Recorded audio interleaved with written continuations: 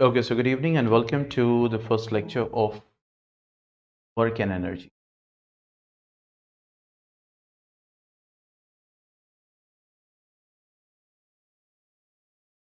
तो ये फिजिक्स का हमारा सेकंड लास्ट चैप्टर है, वर्क एंड एनर्जी। इसके बाद लास्ट चैप्टर फिजिक्स का है, दैट इज साउंड।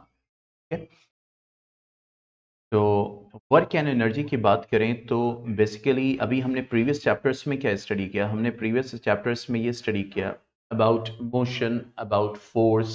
ठीक है, और फिर ये देखा हमने कि कैसे फोर्स जब अनबैलेंस होता है, ठीक है, एक्सटर्नल अनबैलेंस फोर्स जब लगता है तो फिर क्या होता है कि इफेक्ट दिखाई देता है फोर्स का।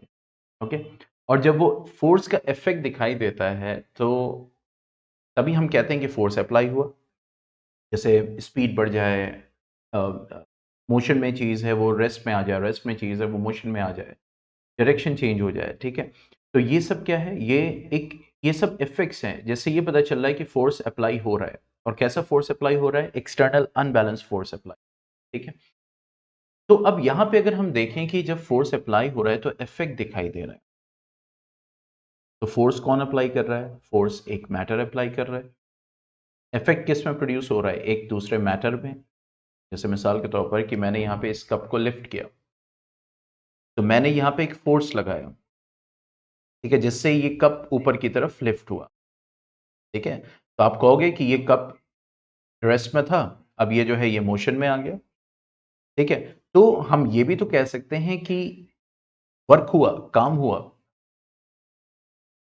मतलब जहां पे फोर्स अप्लाई होगा, एक्सटर्नल अनबैलेंस फोर्स अप्लाई हो रहा है, तो फाइनली हमें इफेक्ट दिखाई दे रहा है। तो इसका मतलब हम ये कह सकते हैं ना कि वहां पे वर्क हुआ।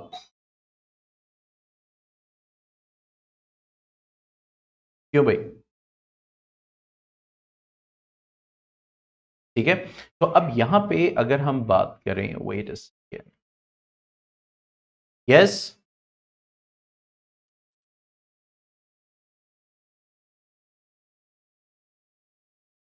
यस, कौन है? यस, आ जाइए।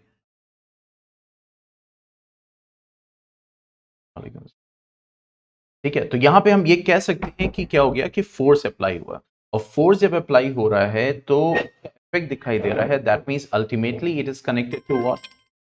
Energy. Ultimately it is connected to what? Energy. ठीक है, तो यहां पे हमें एक कनेक्शन दिख रहा है। हमें क्या कनेक्शन दिख रहा है? हमें एक कनेक्शन दिख रहा है कि जो फोर्स है, ठीक है, सॉरी, जो वर्क है, means let me open the board. ठीक है, ये जो वर्क है basically that is providing a link between force and energy. It is providing a link between force and, क्योंकि हम जब कोई फोर्स लगा रहे हैं तो इफेक्ट दिखाई दे रहा है, और उस फोर्स को लगाने के लिए हमें एक एनर्जी चाहिए। जब फोर्स हम लगा रहे हैं तो वर्क दिख रहा है। ठीक है, तो इसका मतलब क्या हुआ कि यहां जो एनर्जी है वो वर्क में हमें दिखाई दे रही है, वर्क के फॉर्म में हमें दिखाई दे रही है। जैसे अगर इलेक्ट्रिकल एनर्जी है तभी तो सीएफएल जल रहा है। ठीक है, अगर इलेक्ट्रिकल एनर्जी है तभी तो बल्ब जल रहा है, मतलब बल्ब जलना, glowing of bulb is a work. ठीक है, इसी तरीके से अभी हम फैन ऑन करेंगे तो जो इलेक्ट्रिकल एनर्जी है वो इस फैन को रोटेट करना शुरू कर देगा। तो यहाँ पे फैन का रोटेशन जो है वो भी एक वर्क है। तो वो वर्क किस वजह से हो पाया? वो वर्क हो पाया है किसकी वजह से? एनर्जी की वजह से ना। तो means there is what? There is a link between work and energy. और इस एनर्जी के इस्तेमाल से जब फोर्स लगेगा, क्योंकि यहां पे जो मोटर लगा हुआ है, जब उसको एनर्जी मिली तो उसने फोर्स लगाया, और जैसे ही उसके मोटर ने फोर्स लगाया यानी अब वो घूमना शुरू किया, तो उसके साथ साथ पंखा भी घूम रहा है। ठीक है, तो इसका मतलब उसको एनर्जी मिली तभी तो उसने फोर्स लगाया, और जब उसने फोर्स लगाया तभी जाके वर्क हुआ। ठीक है, तो इसका मतलब हम ये कह सकते हैं कि work is somewhat, it's a kind of link between force and energy. और हम ये जानते हैं कि जब भी हमें वर्क करना होता है we require what? Energy.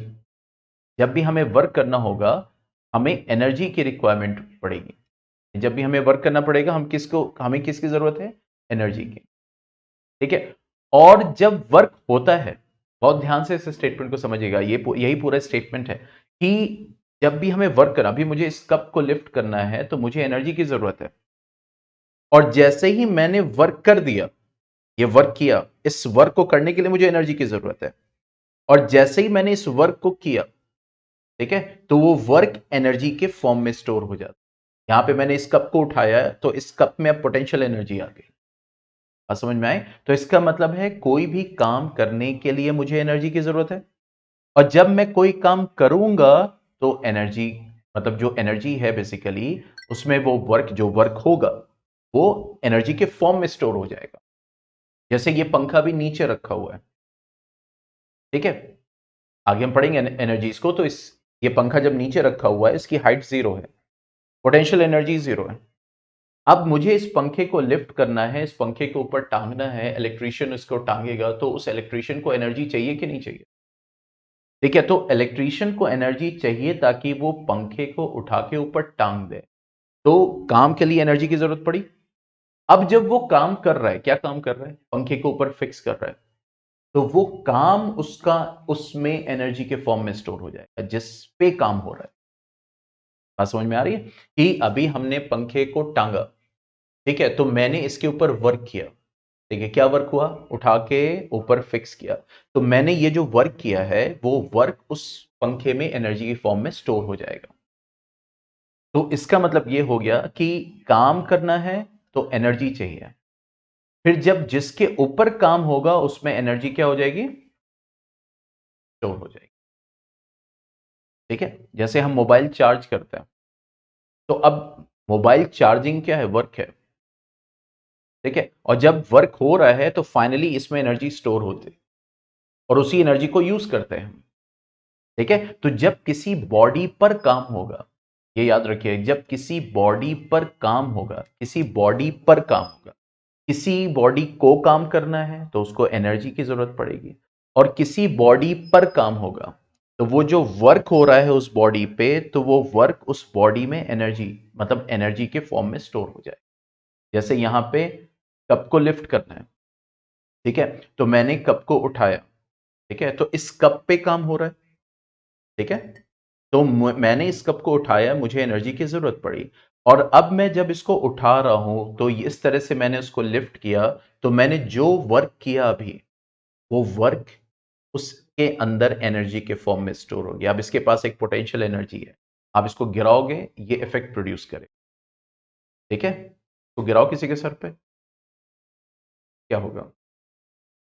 Effect दिखाई देगा कि नहीं? इफेक्ट क्यों दिखाई दे रहा है?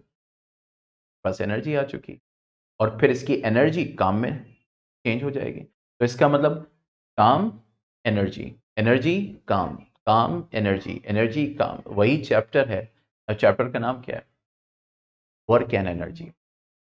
ठीक है, तो यहां से हमें यह पता चल रहा है कि जब भी आपको एनर्जी, अच्छा एक और एग्जांपल मैं देता हूं, इलेक्ट्रिकल एनर्जी है,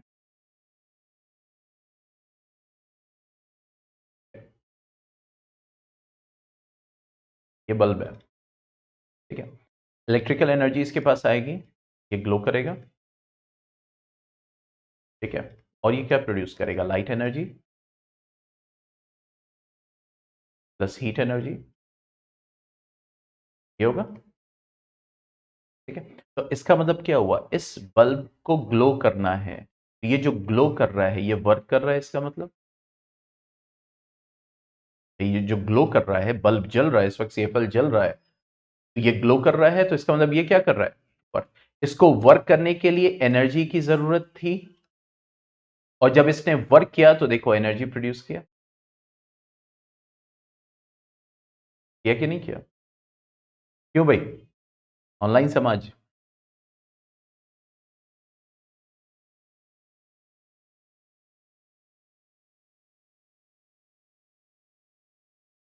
अरे ऑनलाइन समाज, ऑनलाइन कम्युनिटी,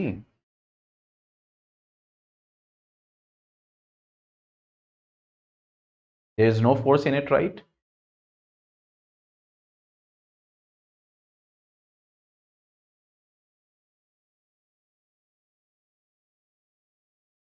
क्यों क्यों नहीं है? फोर्स एग्जिस्ट नहीं कर रहा है, इलेक्ट्रॉन्स नहीं मूव कर रहा है।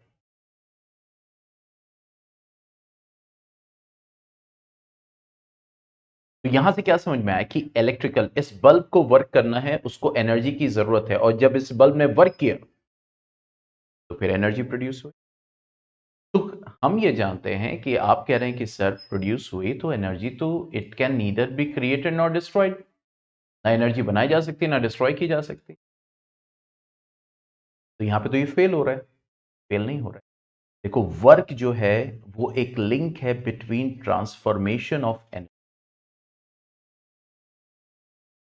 Transformation of energy. अब देखो मेरे पास क्या है, मस्कुलर एनर्जी, ठीक है। मैंने एक वर्क किया, मैंने कप उठाया, ये एक वर्क है। तो जैसे ही मैंने ये वर्क किया तो मेरी मस्कुलर एनर्जी अब इसमें पोटेंशियल एनर्जी में चेंज हो गई। बात समझ में आ रही कि नहीं? ठीक है, देखो सेकंड एग्जांपल में दे रहा हूं। अगर ये कॉन्सेप्ट क्लियर हो गया, पूरा चैप्टर क्लियर हो गया, पढ़ने की जरूरत ही नहीं, जाके बस रिवाइज करो। हाँ मैं बता रहा हूं, मैंने क्या किया, मेरे पास क्या है, मस्कुलर एनर्जी। ये मस्कुलर एनर्जी होती है, ठीक है। मैंने इस एनर्जी को यूज करके एक काम किया, क्या काम किया, लिफ्टिंग अ कप। और जैसे ही मैंने कप को लिफ्ट किया, अब इस कप के पास क्या आ गई, क्या आ गई, पोटेंशियल एनर्जी। तो देखो यहां पे भी ट्रांसफॉर्मेशन हुआ, मस्कुलर एनर्जी किस में ट्रांसफॉर्म हुई, इसमें ट्रांसफॉर्म हुई पोटेंशियल एनर्जी में। तो उसके लिए भी क्या काम करना पड़ा, काम पड़ा कि नहीं करना पड़ा? बात समझ में आ रही है? यानी एक एनर्जी फॉर्म दूसरे एनर्जी फॉर्म को इख्तियार कर रहा है, तो इसका मतलब उसके बीच में वर्क होना जरूरी है, उसके बीच में वर्क होना जरूरी है। और जब वर्क होगा तो the force will be exist, क्योंकि बिना उसके तो फिर कोई वर्क ही नहीं होगा ना, कोई इफेक्ट ही नहीं दिखाई देगा।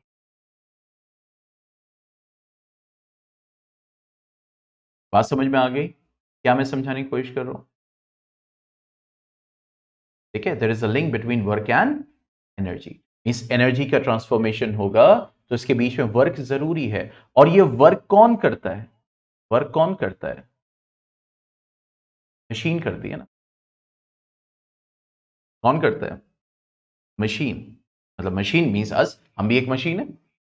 यही कप मैंने उठाया अपने हाथ से, तो एक रोबोट भी उठा सकता है। तो रोबोट को भी क्या चाहिए, इलेक्ट्रिकल एनर्जी चाहिए ना, ठीक है, उसको इलेक्ट्रिसिटी चाहिए, तभी तो वो वर्क करेगा। नहीं, हमने एनर्जी को डिस्ट्रॉय नहीं किया, अभी अपने एनर्जी को यूज किया। अब यही कप तुम दिन भर में 1000 बार उठाओ, अभी ऐसे ऐसे ऐसे, फातिमा सो रही है, ऐसे ऐसे उठाओ, 1000 बार उठाओ, क्या होगा? सर प्लीज हाथ में दर्द हो रहा है, सर कुछ खाने को दे दीजिए प्लीज। हम एनर्जी को डिस्ट्रॉय नहीं कर रहे, एनर्जी ट्रांसफॉर्म हो रही है from muscular energy into potential energy. बात समझ में आई मोहिमिन? हम डिस्ट्रॉय नहीं कर रहे हैं, हम ट्रांसफॉर्म कर रहे हैं।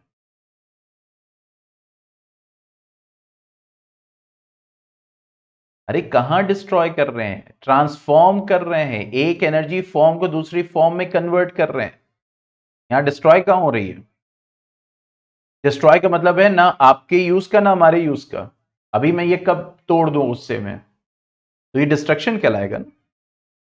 यानी अब मैं इसको खुद ही नहीं यूज कर पाऊंगा, अब मैं उठा के फातिमा को दे दूं तो क्या हो गया, इस कप से फातिमा को भी हेल्प मिलेगी, वो भी इसमें कोल्ड ड्रिंक कुछ जो है वो पियेंगी।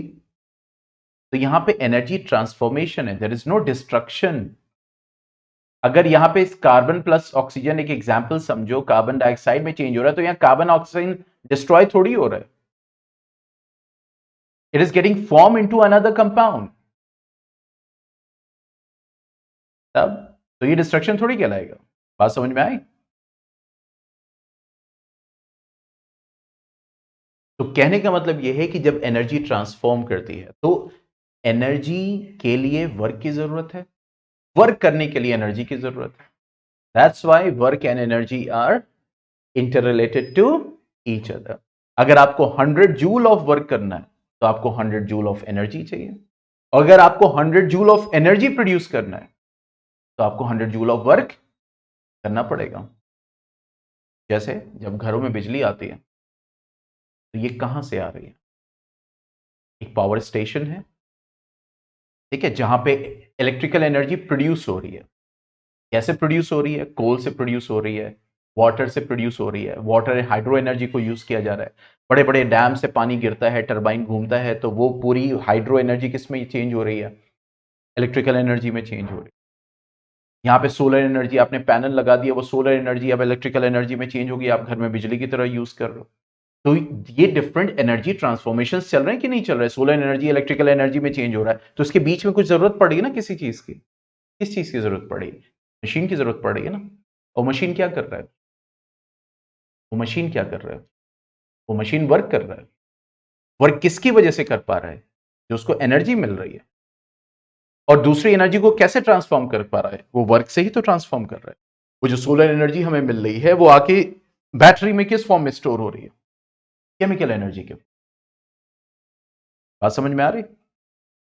फिर उसके बाद हम उसको यूज करते हैं। ठीक है, तो वर्क जो है बेसिकली और एनर्जी कैसे रिलेटेड है ये समझ में आ गया।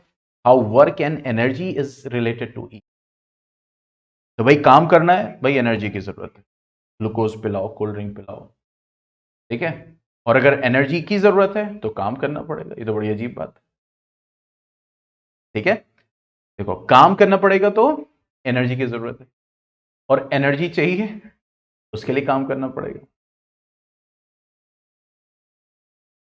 इसीलिए मैं अक्सर स्टूडेंट से कहता हूं, हालांकि मजाक है, मैं कहता हूं फिर भूतों से डरने की क्या जरूरत है? These are what? Negative energies.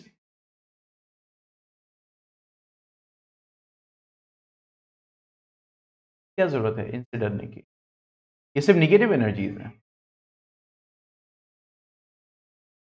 पता नहीं एग्जिस्ट करते भी हैं कि नहीं करते। ये अलग अलग कॉन्सेप्ट है, सबका अपना अपना कॉन्सेप्ट। ठीक है, अगर आपको पता है कि ये एग्जिस्ट करते हैं, ठीक है, नहीं तो वही मैं कह रहा हूँ, सिर्फ भूत यही थोड़ी है। हम जो निगेटिव सोचते हैं, हम जो काम करते हैं, हम भी तो भूत हो गए। निगेटिव एनर्जी प्रोड्यूस कर रहे हैं, दूसरे के बारे में गलत सोच रहे हैं, दूसरे पे कमेंट मार रहे हैं, दूसरों को भला बुरा कह रहे हैं, ठीक है, तो ये भी तो निगेटिव एनर्जीज प्रोड्यूस करना हुआ। हम भी तो भूत हो गए। बहरहाल, तो ये क्या, इन एनर्जीज को अब देखो, इन एनर्जीज को इफेक्ट दिखाना है, तो क्या ये डायरेक्ट इफेक्ट दिखा पाएंगे? नहीं ना। तो क्या चाहिए? इनको एक मैटर चाहिए, मशीन चाहिए। कनेक्ट करो अभी जो मैंने बताया, इनको एक मशीन चाहिए। इन एनर्जीज को मशीन चाहिए, एनर्जी अपने आप नहीं इफेक्ट शो करेगा। They need machine, they need matter. बात समझ में आ रही? हम हैं, हमारे पास एनर्जी नहीं है, हम डेड हैं। हमारे पास एनर्जी है तो हम लाइव हैं। तो इसी तरह ये एनर्जीज हैं, तो जब ये एनर्जीज हैं तो इनको वो मैटर दो ही नहीं, ये आगे अपना इफेक्ट प्रोड्यूस ही नहीं कर पाएंगे। होने दो इधर उधर। इनके पास जब कोई फॉर्म ही नहीं है, these are energies, so why to worry for them? Exactly. And that's why they take on other things. ठीक है, तो हम मतलब सब लोग अलग अलग, किस कोई भूत बोलता है, कोई बोल रहा है, कोई this and that. I personally don't believe. I believe in two things only. One is jinn and one is ins. That's it. Human and jinn. That's it. Ins, इंसान।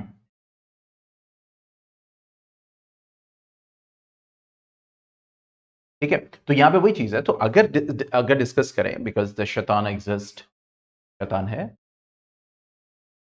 ठीक है, तो वो भी तो अपनी एनर्जी को यूज करेगा।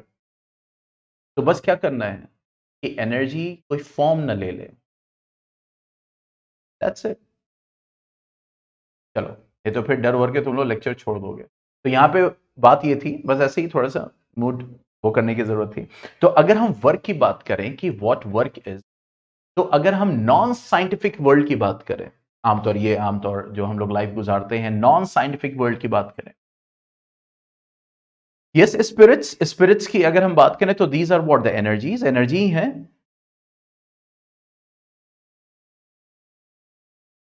ठीक है। तो डोंट गिव देम मैटर। अगर मैटर नहीं दोगे तो वो एनर्जी की एनर्जी रहेंगे, सिंपल।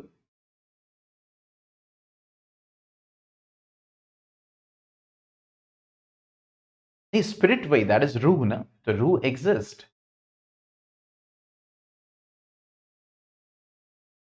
सबके अपने अपने थॉट्स है ना, सबके अपने अपने बिलीव्स है।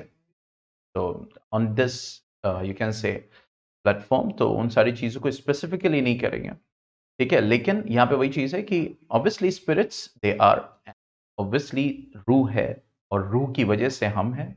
रूह चली जाती है तो फिर वही मैंने कहा ना कि इन टर्म्स ऑफ साइंस अगर हम बात करें तो दोज आर व्हाट, एनर्जीज। क्योंकि अगर वो मैटर नहीं है, देखो हमने लाइट के बारे में पढ़ा, पता नहीं आप लोगों ने पढ़ा कि नहीं, मुझसे तो पढ़ा नहीं है 8th क्लास में। ये तो 8th क्लास में ही बता देता हूँ, लाइट के दो फॉर्म होते हैं, डुअल नेचर, एक होता है पार्टिकल नेचर और एक होता है wave nature. And ultimately light is also what, a form of energy. Light भी एनर्जी है, ठीक है। तो यहाँ पे वही चीज है कि वो जो रूह है, वो जो एनर्जी है, दैट इज नॉट मीन्स, वो एक तरह से कहीं भी ये नहीं मिलता कि वो मैटर है। मैटर किसको कहना है? Anything that has mass and occupies space. लेकिन यहाँ पे वही चीज है कि अगर वो चीज जाती है तो कुछ ना कुछ फर्क पड़ता है, मतलब पर्सन की बॉडी पे साइंटिफिकली ये नोटेड है कि कुछ ना कुछ फर्क पड़ता है, उसके वेट पे असर पड़ता है। तो अगर असर पड़ता है तो दैट हैज मास, और अगर मास है तो वो मैटर है। तो ये सब it's a point of discussion, means कहीं भी ये डिस्कशन लीड कर सकता है, ठीक है। अभी नहीं लीड करेंगे, अभी हम 9th क्लास में रहेंगे। तो अगर हम वर्क की बात करें कि चले जाना फातिमा, इसीलिए घबरा रही हैं, ठीक है। तो वर्क की अगर हम बात करें तो वर्क एक नॉन साइंटिफिक वर्ल्ड में क्या है, मतलब हम यही भाई मेंटल वर्क हुआ, बहुत मेंटल एग्जॉस्टनेस हो। एक दिन मैंने क्या हुआ था, हाँ, स्कूल का लोड ज्यादा था, तो इतना लोड ज्यादा था, इतना फिजिकल वर्क था कि कॉपी चेक, और ये अभी अभी रिसेंट बात है ना, सप्लीमेंट्री एग्जाम को मैंने, इतनी सारी कॉपीज थी और उसको कल ही सबमिट करना था, तो इसको हम भाई वर्क ज्यादा है, बोलते हैं ना कि वर्क ज्यादा है, कैसे करेंगे भाई, अगर क्लास ली तो क्लास के बाद चेक करना शुरू करूंगा तब तो 2-3 बज जाएगा, ठीक है। तो वो सारी चीजें, तो अब इसको हम वर्क बोलते हैं, ठीक है। इसी तरह से हम खड़े हैं, इंतजार कर रहे हैं ट्रेन का, पसीने पसीने हो गए, हम इसको वर्क बोलते हैं, ठीक है। बहुत ज्यादा दिमाग लगाया, मेंटल एग्जॉस्ट हो गए, हम इसको वर्क बोलते हैं। लेकिन साइंस वर्क इसको नहीं बोलता, साइंस की डेफिनेशन ही वर्क की अलग है। और अकॉर्डिंग टू साइंस, अगर आप एक जगह खड़े हो, मतलब आपने अपने सर पे इतना बड़ा बक्सा रखा हुआ है और आप ट्रेन का इंतजार कर रहे हो, अब आई तब आई, और कुली ने जो है वो रखा हुआ है, पोर्टर ने इतना बड़ा बक्सा रखा हुआ है अपने सर पे, वो कह रहा है कि अब आ रही ट्रेन, नहीं आ रही, 10 मिनट लेट, फिर 15 मिनट लेट। तो उसके बाद वो कहेगा कि भाई अब रख दिया, तो कहेगा भाई अब मुझसे नहीं हो रहा। तो अगर एक साइंटिस्ट होगा, वो कहेगा भाई तुमने काम ही क्या किया, वो कहेगा अरे इतना भारी बक्सा मैं 10 मिनट से सर पे रखा हुआ, ये काम नहीं है। तो साइंटिस्ट कह रहा काम नहीं है, और फिर उसको पेमेंट भी नहीं करता है। तो साइंस में वर्क की डेफिनेशन अलग है, ठीक है। नॉर्मल लाइफ में वर्क की डेफिनेशन अलग है। साइंस ये कहता है कि जब तक किसी ऑब्जेक्ट पे फोर्स ना लगे और उस फोर्स के लगने से उसके पोजीशन में चेंज ना आए, तब तक वर्क नहीं हुआ, ठीक है। जैसे मैंने मोबाइल यहां पे रख लिया, अभी रखा हुआ है, अब 10 मिनट हो गया, आधा घंटा लेक्चर हो गया, अकॉर्डिंग टू साइंस मोबाइल मैंने अपनी टेबल से उठा के सर पे रखा, ये तो मैंने वर्क किया, क्योंकि इस फोर्स मैंने लगाया, इस फोर्स से इस मोबाइल की पोजीशन चेंज हो गई, ठीक है। लेकिन अब ये रखा हुआ है यहां पे आधे घंटे से, तो अकॉर्डिंग टू साइंस कोई वर्क नहीं हुआ। हालांकि ये मेरे ऊपर रखा रहेगा आधे घंटे से, कुछ ना कुछ फर्क तो पड़ेगा, हल्का सा फर्क पड़ेगा, ठीक है। लेकिन अकॉर्डिंग टू साइंस वर्क नहीं हुआ, क्यों? क्योंकि ये मोबाइल यहीं का यहीं है, इसकी पोजीशन चेंज नहीं हुई। तो साइंस इस टर्म में देखता है कि जब बॉडी पे फोर्स अप्लाई हो और उसकी वजह से उस बॉडी की पोजीशन में चेंज आए, तब वर्क हुआ है, वरना नहीं हुआ है। This is a scientific concept of work, this is scientific concept of work. बात समझ में आ गई, ठीक है। तो यहां पे अगर हम देखें कि वर्क को डिफाइन करें तो ऐसे हम समझ सकते हैं, can write the definition of work.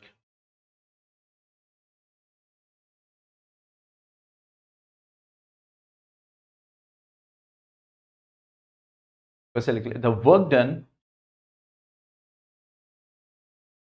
Bye a force on an object is equal to the product of force and the displacement of the force, sorry, the product of the force and the displacement of the object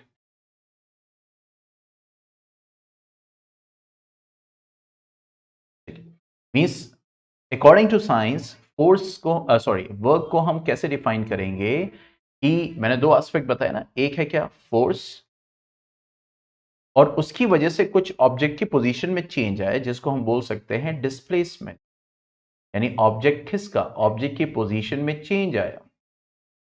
क्योंकि अगर आप straight line की बात करेंगे भाई, जब भी force लगाओगे तो ऐसा तो नहीं होगा यूं यूं यूं यूं यूं ऐसे जा रही है भाई, जाहिर सी बात है अगर छोटा थोड़ा फोर्स लगेगा तो थोड़ा सा डिस्प्लेस कर सकता है, ज्यादा फोर्स लगा तो, लेकिन डिस्प्लेस क्या करेगा, वो लाइन में करेगा। तो इसीलिए यहाँ पे स्ट्रेट लाइन में डिस्प्लेसमेंट हो रहा है।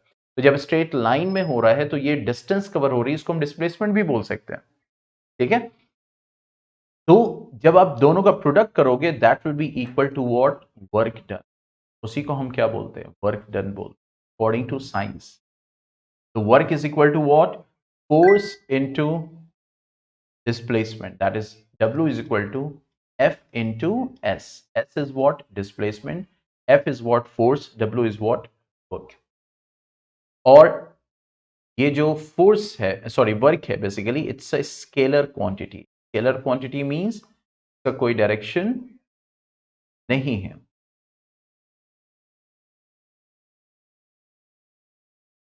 ठीक है।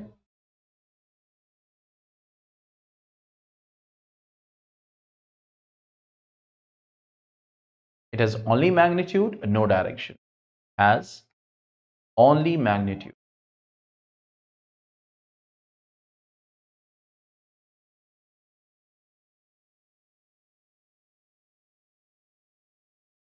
ठीक है, अगर हम SI यूनिट की बात करें, क्या यूनिट लिखेंगे भाई, कितना वर्क हुआ, कुछ होना चाहिए ना, ये तो नहीं बोलेंगे 2 किलो वर्क हुआ या 3 मीटर वर्क हुआ, ये अपनी यूनिट होनी चाहिए। तो SI यूनिट क्या है इसकी, जूल, दैट इज J। तो work done by a force on an object is equal to the product of force and the displacement, यानी जो फोर्स लगा और उसने जो डिस्प्लेसमेंट कॉज किया, ठीक है।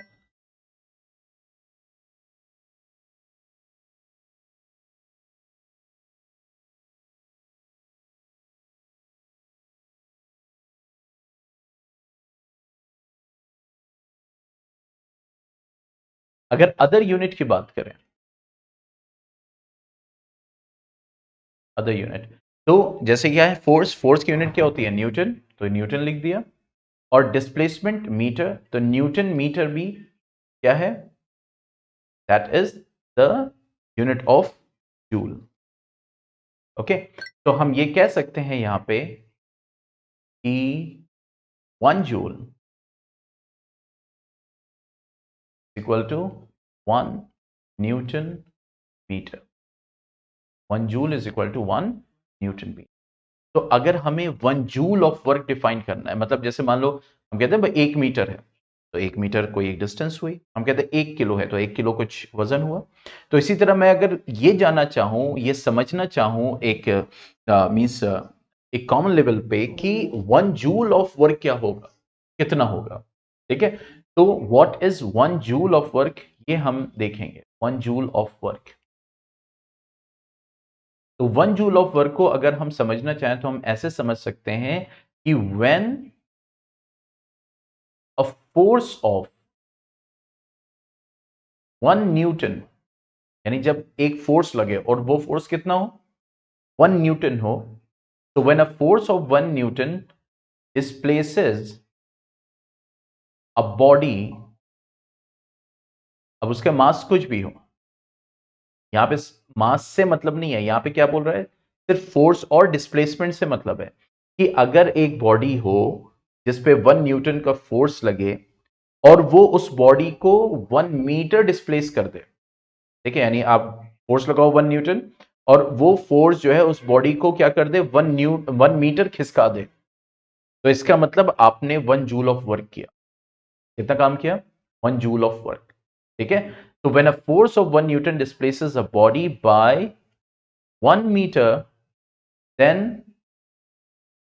1 joule of work is done.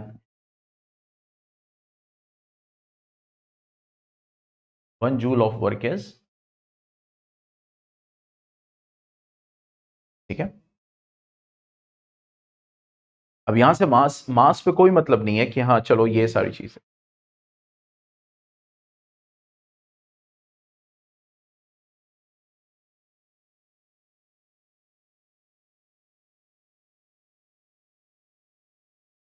Push a box उस वेरियस फॉरिनर्स।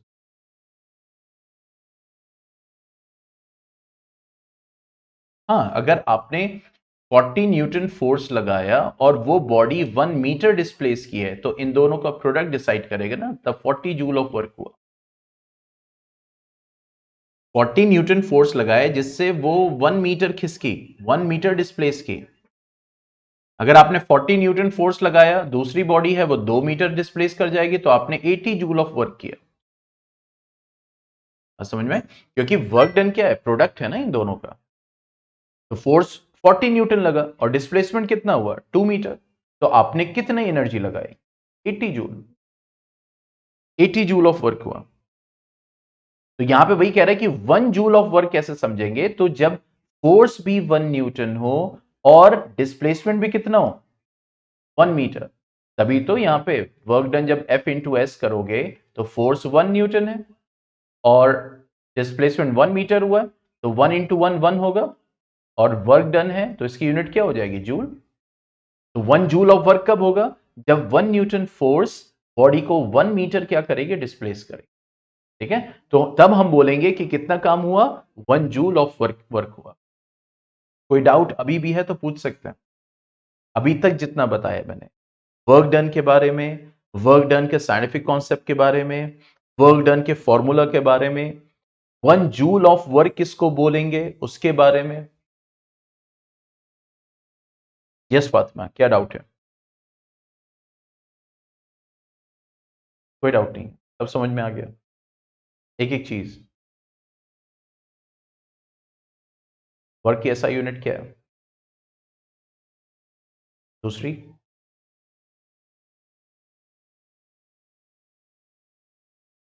माइनस एम नहीं, वो माइनस है ही नहीं, वो हाइफन है। It is hyphen, it is not minus. अच्छा ये बताइए, मैं आपको कहूं कि ये 5 किलो सब्जी है, इसमें से 2 मीटर डिस्टेंस कम कर दीजिए, कर सकती हैं? तो न्यूटन अलग यूनिट है, मीटर अलग यूनिट है, माइनस कैसे हो जाए? या मैं कहूं मैं 2 किलोमीटर चल के आया हूं, जरा मेरा 5 सेकंड कम कर दो, तो वो तो डिस्टेंस है, तो डिस्टेंस में से टाइम कैसे माइनस हो जाए? माइनस प्लस के लिए क्या जरूरी है, सेम यूनिट में हो। प्रोडक्ट के लिए जरूरी नहीं है। देखो यहाँ पे न्यूटन मीटर है, तो न्यूटन मीटर क्या दिखा रहा है, देखो यहाँ पे फोर्स को आप मल्टीप्लाई कर रहे हो ना डिस्प्लेसमेंट से, तो मल्टीप्लाई में कोई शर्त नहीं है, लेकिन माइनस प्लस में शर्त है कि वो सेम यूनिट या फिर लाइक टर्म्स होने चाहिए, तभी आप प्लस कर सकते हैं या फिर माइनस कर। अब डिवीजन की बात आई। अब जैसे for example pressure, pressure is equal to force upon area, last ही चैप्टर में पढ़ा ना, तो ऊपर फोर्स है नीचे एरिया है, दोनों अलग अलग डायमेंशन है, तो हम इसको डिवाइड करते हैं। ठीक है, यूनिट भी आती है प्रेशर की जिसको हम क्या बोलते हैं, पास्कल, और वो क्या होता है, दैट इज न्यूटन पर metre square.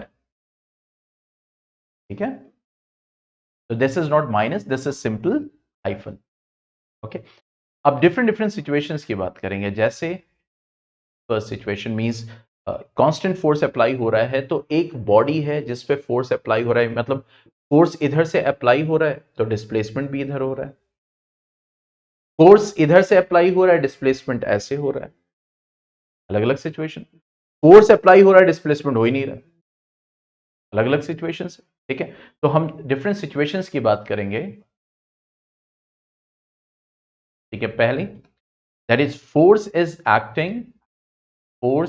Acting in the direction of displacement, यानी जिस तरफ बॉडी डिस्प्लेस कर रही है फोर्स उधर ही लग रहा है। ठीक है, तो याद रखिए इस केस में वर्क डन क्या होगा, पॉजिटिव। यानी जब फोर्स लगा रहे हैं, जैसे आपने फोर्स इस डायरेक्शन में लगाया और इसी डायरेक्शन में बॉडी डिस्प्लेस कर रही है, इसका मतलब वर्क पॉजिटिव हो रहा है। वर्क क्या हो रहा है, पॉजिटिव। ठीक है, और वर्क का क्या फॉर्मूला हो जाएगा, that is F into S, F into S.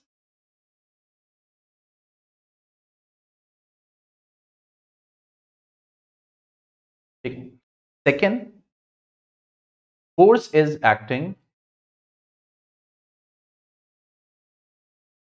In the opposite direction.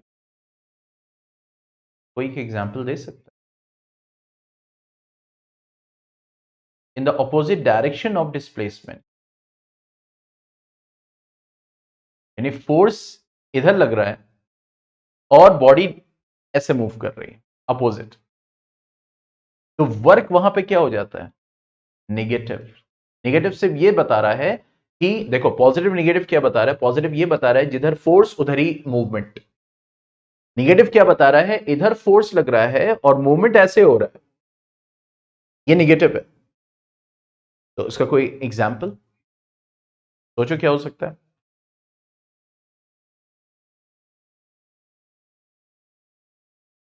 हाँ भाई, बताओ बताओ।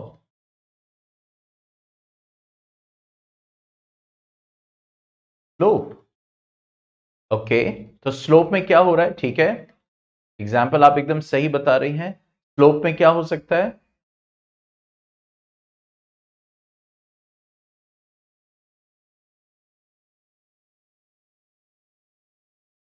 ये क्या है, बॉल, ये क्या है, ग्रास, बॉल ऐसे मूव कर रही है, ग्रास इस पे अपोजिट फ्रिक्शनल फोर्स लगा रहा है, लगाएगा, ये फ्रिक्शनल फोर्स अपोजिट ही लगता है ना। ये बॉल रुकती कैसे है ग्रास पे, बात में ऐसे देख रही हैं जैसे एकदम मालूम ही नहीं, फर्स्ट टाइम, ये 8th क्लास की। फ्रिक्शनल फोर्स, फ्रिक्शन पूरा चैप्टर है 8th क्लास, पता है तो यहां पे क्या लग रहा है, जब बॉल और ग्रास है, ये क्या कर रहा है, ये ग्रास अपोजिट फोर्स लगा रहा है, जिसको हम फ्रिक्शनल फोर्स कहते हैं। और इस फ्रिक्शनल फोर्स की वजह से बॉल क्या कर जाती है, आगे स्टॉप हो जाती है, तो अपोजिट हुआ कि नहीं। तो यहां पे ये जो फ्रिक्शनल फोर्स काम करेगा वो नेगेटिव होगा ना। बॉल का और फोर्स का डायरेक्शन देखो क्या है, अपोजिट है। जैसे अभी जुवेरिया ने एग्जांपल दिया स्लोप का, यस, अब कोई भी ऑब्जेक्ट है, आप ऑब्जेक्ट ऐसे जाएगा तो फ्रिक्शनल फोर्स ऐसे अप्लाई होगा, तो यहां पे भी क्या लग रहा है, नेगेटिव फोर्स लग रहा है। बात समझ में आ रही, तो नेगेटिव फोर्स मतलब कि, सॉरी, नेगेटिव वर्क मतलब कि जब फोर्स अप्लाई हो रहा है और मोशन ऑपोजिट है। जैसे एक और एग्जांपल देता हूं, अब ये बॉल है, आपने इसको ऊपर थ्रो किया, ठीक है, ऐसे, तो जब ये ऊपर गई तो ऊपर जा रही है, कोई प्रॉब्लम नहीं। लेकिन जब आपने इसको ऊपर फेंका, ठीक है, तो ग्रेविटेशनल फोर्स तो नीचे लग रहा है ना, ग्रेविटेशनल फोर्स तो नीचे लग रहा है ना, और मूवमेंट कैसा है, मोशन क्या है, अपोजिट है, तो यहां पे भी वर्क डन क्या होगा, नेगेटिव, क्योंकि फोर्स नीचे लग रहा है और बॉल ऊपर जा रही है, तो यहां पे भी वर्क डन क्या होगा, पॉजिटिव या नेगेटिव, नेगेटिव। तो these are some examples of what the negative work, कि यहां पे क्या हो रहा है, निगेटिव वर्क हो रहा है। बात समझ में आ गई? ठीक है। थर्ड क्या है, दो कंडीशन है थर्ड में, वो कल बताएंगे। कि वर्क डन 0, तो या तो ये कंडीशन होगी क्योंकि टाइम एकदम नहीं रह गया, या तो ये कंडीशन रहेगी कि फोर्स ही अप्लाई नहीं हो रहा है। ये कप है, कप यहीं कहीं यही है, ओवरऑल फोर्स 0 है ना, तभी तो यही है। या फिर फोर्स अप्लाई हो रहा है लेकिन कोई इफेक्ट नहीं दिखाई दे रहा। हाँ, समझ में आ रहे हैं? आपने फोर्स अप्लाई किया एकदम जबरदस्त तरीके से, लेकिन कोई डिस्प्लेसमेंट हो ही नहीं रहा। फोर्स लगा रहे हैं एकदम, इतना बड़ा बक्सा रखा हुआ है 1000 किलो का, लगा रहा है फोर्स, पसीने पसीने सब कुछ, 1 मिलीमीटर तक नहीं खिसका वो। तो जो पेमेंट करेगा वो कहेगा भाई आपने काम ही नहीं किया। कहेंगे अरे भैया पसीने पसीने हो गए, सब कुछ लगा दिया, अपनी जी जान खून पसीना सब लगा दिया, कुछ तो दे दो, 1000 रुपए दे दो, 500 रुपए दे दो। तो कहे काम ही नहीं किया तुमने। तो दो कंडीशन, या तो फोर्स ही अप्लाई ना हो, या फिर फोर्स अप्लाई हो, डिस्प्लेसमेंट हो ही ना। तो साइंटिफिकली वहां पे वर्क डन क्या होता है, वर्क डन क्या होता है, सिंपल। ठीक है, तो इसको हम लोग कल कंटिन्यू करें। ठीक है भाई, तो कल मिलते हैं रात में 9 बजे।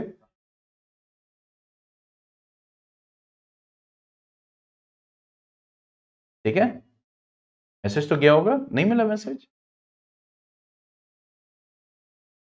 मोहिमिन में कह रहे 9 बजे। कल मिलते हैं 5:45 बजे। ठीक है, 5:45 इंडिया, पांचवा अभी शॉप में 9 बजे। क्या हो गया, कोई मैसेज तो पड़ा नहीं है। चलो फिर, okay then, goodbye, take care.